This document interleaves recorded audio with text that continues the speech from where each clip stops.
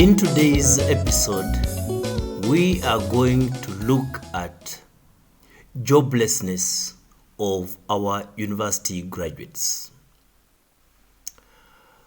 As an educator, researcher and scholar, I know there are many graduates who are jobless. Today, I want to focus on this with a view of introducing some new thinking. I'll do this by telling you about two inspiring stories of some of my students. Let me begin with the story of John Mungoni. John was one of my best students who studied for a Bachelor of Education degree and specialized in teaching of English language and literature. After graduating 3 years ago, he was employed by a board of management of a small school in Kakamega County. His pay was 15,000 shillings per month. He was not lucky to get an opportunity to be employed by Teachers Service Commission.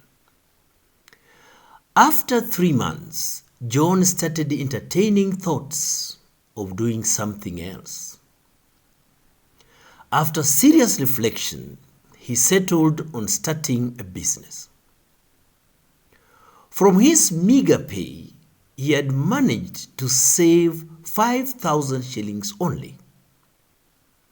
He chose to start the business of selling chicken. John had figured out that people around the county and its environs love traditional chicken, and all hotels need steady supply of the birds. His first investment was to buy 10 chicken at 450 shillings each and sold them at 600 shillings each. On that single day, John made a net profit of 1,500 shillings. This was the beginning of a big business empire. John has so far established real-time chain supply visibility and supplies chicken to various establishments and to individuals. When I caught up with him 6 months ago, John was supplying 50 chickens every day and making a net profit of 7,500 shillings per day. This translates into 225,000 shillings per month. 3 years down the line, John has employed 3 people who go to various market centers to purchase chicken. He has built a holding unit of about 200 birds at every single moment. John has also bought 2 motorcycles that help him supply birds in real time. I do not think I can feel ashamed of having produced such a graduate. Another equally true story of one of my students is that of Mwaura. Mwaura studied for a bachelor's degree in journalism and mass communication. Upon graduation, he was lucky to land a sales job with a leading telecommunication company in the country. Mwaura worked for the company for 6 months, saving every penny that he earned. He knew that he needed to do something else to earn enough money to proceed for his master's and PhD degrees. After 6 months, Mwaura quit his job and set up a greenhouse at the corner of his father's 1-acre plot in Eldoret. He also enrolled as a master's student at Moi University. The proceeds from his greenhouse enabled Mwaura to pay for his tuition fees for his master's degree in full. In a few more years, Mwaura had made enough money to pay for his PhD degree and employ one person in his business. At the moment, Mwaura is about to complete his PhD studies in South Africa.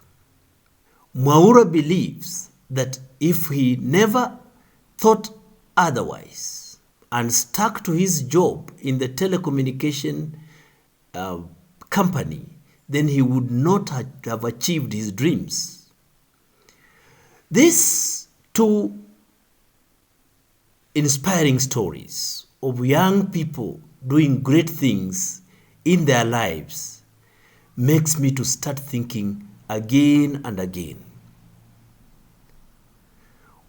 They are young people who are not looking for jobs but creating jobs for themselves and others. I've gone ahead to study the lives of recent university graduates who have become entrepreneurs. The stories of these young people show that universities should aim at producing more job creators than job seekers. Most of the jobs being created in this country are by small and medium enterprises. These are the real vehicles for job creation. These SMEs need to be supported through creation of a good environment for growth.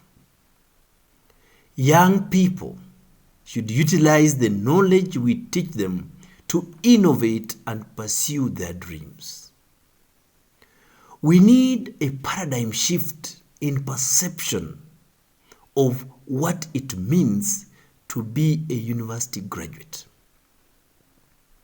This calls for a transformative philosophy of education and deliver entrepreneurial education. The hallmark of having been educated is the demonstration that you can perform jobs outside your narrow specialities. And on that note, we come to the end of Matters That Matter, in which we looked at the issue of joblessness of our university graduates.